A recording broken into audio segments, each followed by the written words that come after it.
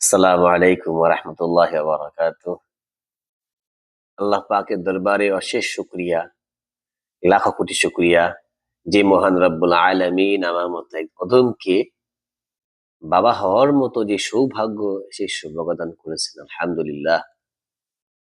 আসলে প্রত্যেকটা ছেলে মানুষেরই হয়তোবা স্বপ্ন থাকে জীবনে অনেক কিছু করার।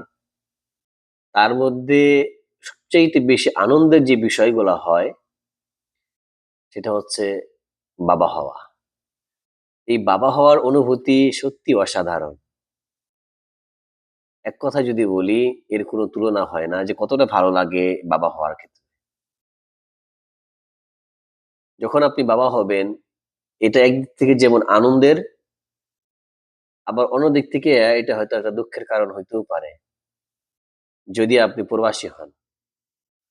প্রত্যেকটা প্রবাসী বাবাই তাদের মনে একটা আফসোস কষ্ট থাকে যে আমার সন্তান হইলো, অথচ তাকে আমি ছুঁয়ে দেখতে পারলাম না।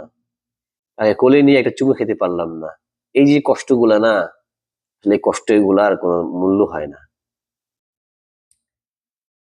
এইটাই আমাদের মানে মূল সমস্যা যে যারা প্রবাসী তাদের কষ্টগুলো আসলে কেউ বোঝার মতো থাকে না। কারণ ওই মেন্টালিটি হয়তো বা অনেকের মধ্যে নাই।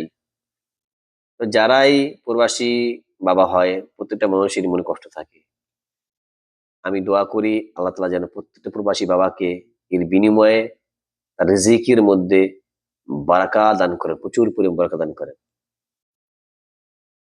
আল্লাহ তাআলা আমাদের প্রত্যেকটা প্রবাসী বাবাদেরকে ধৈর্য ধারণ করার এবং ফ্যামিলির পাশে সর্বোচ্চ পর্যায়ে থাকার জন্য আল্লাহ তাআলা তৌফিক দান করেন। আমিন।